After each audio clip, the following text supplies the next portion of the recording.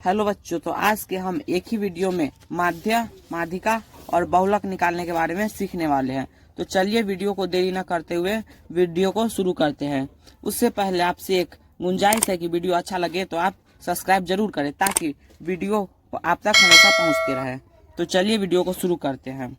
तो माध्य निकालने के लिए आपको सवाल कुछ इस रूप में दिया रहता है एग्जाम में, जिसमें से वर्ग अंतराल 0 से 10, 10 से 20 ऐसा ही करके दिया हुआ रहता है और ये बारंबारता दिया रहता है। तो इसको इस क्रम में आपको सजाकर लिख देना है और बारंबारता भी इस क्रम में सजाकर लिख देना है। उसके बाद आपको माध्य निकालने के लिए आपको वर्ग चिन्ह निकालना होगा, जिससे हम x से सूचित करते हैं और बारंबारता को f से सूचित करते हैं। तो x निकालने के लिए उचली सीमा और निचली सीमा को जोड़ के और 2 से भाग देना है। जैसे यहाँ पे हमारा निचली सीमा 0 दिया हुआ है और उचली सीमा 10 दिया हुआ है, तो 0 और 10 को जोड़कर यहाँ पर 2 से भाग देना रहता है। तो 0 और 10 को जोड़ने पर 10 आएगा और 2 से भाग देने पर यहाँ 5 आएगा। तो जब यहाँ 5 आया हमारा वर्ग चिन्ह आ गया, तो चलिए 5 को वर्ग चिन्ह लिख देते हैं। इसी प्रकार 10 और 20 को जोड़कर 2 से भाग देना रहता है। तो 10 और 20 को जोड़ने पर 30 आएगा और 2 से भाग देने पर 15 मात्रा में कटेगा, तो हमारा वर्ग चिन्ह 15 आया। इसी प्रकार करके आप वर्ग चिन्ह आगे मुझे भरते जाइएगा। अब हमें वर्ग चिन्ह निकालने के बाद हमें f और इंटू x का मान निकालना होगा, मतलब कि f और x में गुना करके हमें लिखना पड़ेगा। तो जैसे में यहाँ 5 है वर्ग चिन्ह और 5 है बारंबारता, तो इस दोनों में गुना करने पे यहाँ पर 25 आएगा। यहाँ पे 8 और यहाँ पर 15 है, तो इस दोनों में गुना करने पर 120 आएगा। तो इसी तरह गुना करके यहाँ लिखते जाइएगा। तो चलिए हम लिखते हैं। तो हमने उसी प्रकार गुना करके यहाँ तक लिख दिया है। तो चलिए अब सूत्र से लिखते हैं। माध्य बराबर होता है sigma f into x y sigma f. तो एफ और एक्स यहाँ पर है और एफ यहाँ है, तो सिग्मा का मतलब होता है सभी संख्या का जोड़। तो सिग्मा एफ एक्स निकालने के लिए इस सभी संख्या को यहाँ पर जोड़ देंगे और सिग्मा एफ निकालने के लिए इन सभी संख्या को यहाँ पर जोड़ देंगे। तो जोड़ने के बाद हमारा यहाँ पर 750 आएगा और इसको जोड़ने के बाद बारंबारता को जोड़ने के बाद यहाँ पर 30 आएगा। तो चलिए इसको सूत्र से बैठाते हैं।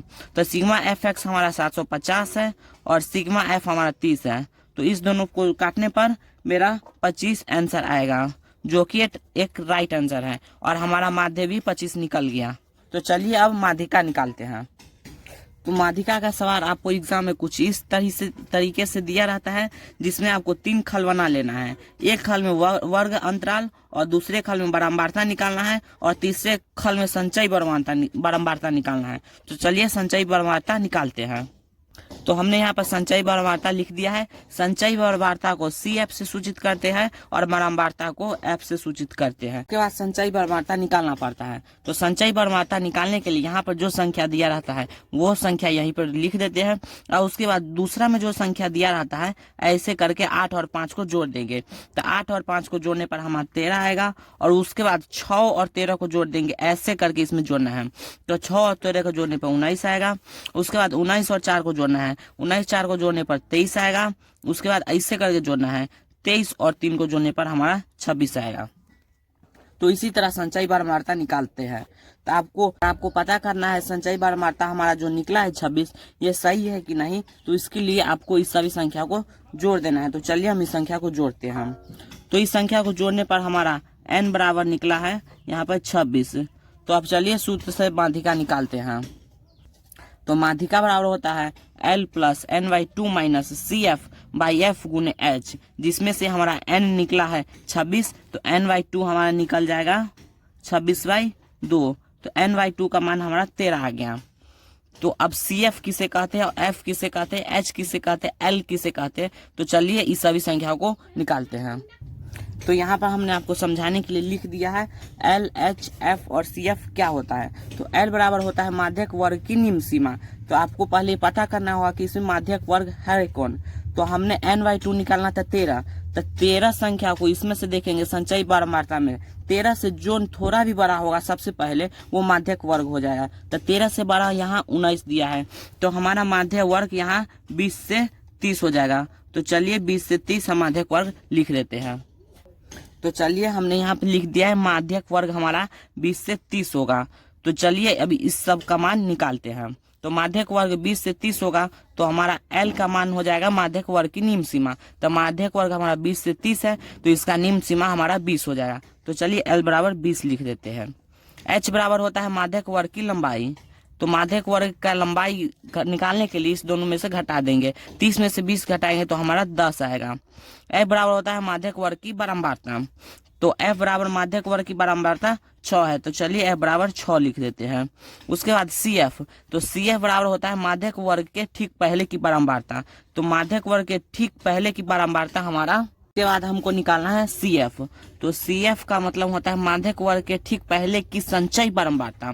तो माध्यक वर्ग के ठीक पहले की संचयी बारंबारता हमारा 13 है, तो CF बराबर 13 लिख देते हैं। तो हमारा सभी यहाँ पर मान निकल गया है। अब इस मान को हम फार्मूला में डाल देते हैं। तो चलिए फार्मूला में डालते हैं। तो हमने यहाँ पर L बराबर 20 डाल दिया है, N/2 बराबर 13 और CF हमारा यहाँ पर 13 निकला हुआ था, और F बराबर 6 यहाँ पर डाल दिया है, और H बराबर 10 था। तो हमने सभी मान को यहाँ फार्मूला में डाल दिया है। तो चलिए अब इसका हल करते हैं। तो 13 में से हमारा 13 जाएगा तो 0 आएगा, यहाँ पर 6 है, और इस संख्या को अब यहाँ पर गुना करना है। तो आपको पता होगा 0/6 इसका मतलब कि 0 होता है, और 0 से 10 में गुना करेंगे तो 0 आएगा। तो हमारा माध्य का निकल गया 20, जो कि एकदम करेक्ट आंसर है। तो चलिए अब बहुलक निकालते हैं। तो एग्जाम में भी बहुलक का सवाल कुछ इस प्रकार से दिया रहता है। तो एक बहुलक निकालने के लिए आपको सबसे पहले 2 खल बना लेना है, और इसमें ज्यादा खल बनाने की जरूरत नहीं है, ये एकदम आसान सा टॉपिक है। तो चलिए इसका बहुलक निकालते हैं। तो बहुलक वर्ग निकालने के लिए आपको सबसे पहले बहुलक वर्ग निकालना होगा। तो बहुलक वर्ग निकालने के लिए आपको देखना है सबसे ज्यादा बारंबारता किसका है।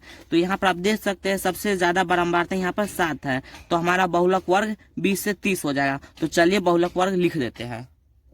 तो हमने यहाँ पर बहुलक वर्ग 20 से 30 लिख दिया है। अब चलिए बहुलक निकालने का फॉर्मूला लिखते हैं। तो हम यहाँ पर बहुलक का फॉर्मूला लिख दिए हैं, L plus F1 minus FO by 2FI minus FO into minus F2 into H।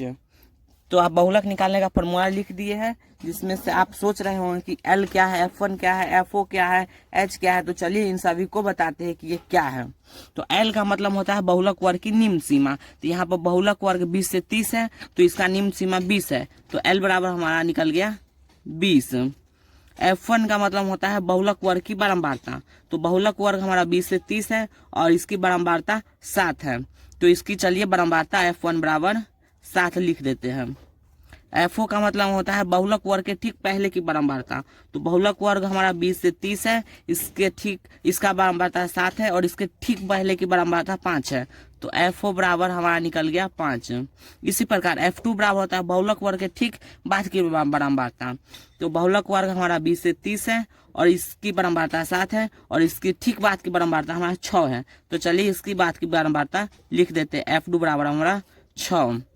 और इसके बाद बच गया H बराबर होता है बहुलक वर्ग की लंबाई। तो बहुलक वर्ग हमारा 20 से 30 है, और लंबाई निकालने के लिए 30 से 20 घटा देंगे। तो 30 से 20 में घटाने पर हमारा 10 आएगा। तो चलिए हमारा सभी मान यहाँ पर निकल गया है, तो इन सभी मान को इसमें रखते हैं। तो चलिए हम फार्मूला में इस सभी मान को रख दिए हैं। L बराबर हमारा आया था 20, तो L के स्थान पर 20 रख दिए। F1 बराबर हमारा था 7, तो F1 की जगह 7 रख दिए। FO बराबर हमारा था 5, तो इसकी जगह 5 लिख दिए। यहाँ पर F1 है, इसमें 2 से गुना हुआ है, तो F1 हमारा 7 है, तो इसमें 2 से गुना कर दिए। और माइनस में FO हमारा आया था 5, तो यहाँ पर 5 लिख दिए। और F2 हमारा आया था 6, तो यहाँ पर माइनस का चिन्ह लिख के 6 लिख दिए। और H बराबर हमारा 10 था, तो यहाँ पर 10 लिख दिए।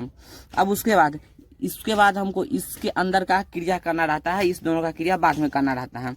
तो चलिए इसके अंदर का क्रिया करते हैं। इसके अंदर का क्रिया करने के लिए 7 में से 5 गया, तो यहाँ पर 2 आ गया। 7 से 2 गुना हुआ, 7 से 2 मतलब में गुना हुआ 14 आ गया। इस दोनों माइनस और माइनस प्लस हो जाएगा, लेकिन चिन्ह माइनस रहेगा। तो -6 और -5 -11 हो गया। यहाँ पर गुना 10 है। जब इसमें से 14 में से 11 घटा है, तो हमारा 3 आ गया। तो चलिए अब इस सब का हल करते हैं। तो यहाँ पर 2 गुने 10/3 है, तो यहाँ पर कोई कटने वाला नहीं है। तो यहाँ पर 10 में जब 2 से गुना होगा, तो यहाँ पर 20/3 आ जाएगा। आपको यहाँ पर ध्यान देने बात यह है कि यहाँ पर बट्टा पगा जोड़ न करके इसको दशमलव में ले आना है। तो चलिए इसको दशमलव में लाते हैं। दशमलव में लाने के लिए हमको 3 से 20 में भाग देना होगा, जो हमको 6.66 मतलब में कटा है। लेकिन कटा नहीं, ये हमेशा बढ़ते जाएगा, तो दशमलव के बाद 2 अंक तक लेते हैं, उसके बाद नहीं लेते हैं। तो चलिए यहाँ पर इसका मान रखते हैं। तो भाग देने पर हमारा आया है 6.66, ऐसा ही करके बढ़ते जाएगा। तो इसको 2 अंक तक निकालेंगे, उसके बाद छोड़ देंगे, तब इसको जोड़ने पर हमारा आएगा 26.66, जो कि हमारा एकदम करेक्ट आंसर है। ये वीडियो आपको अच्छा लगा हो तो आप सब्सक्राइब जरूर करिएगा। धन्यवाद।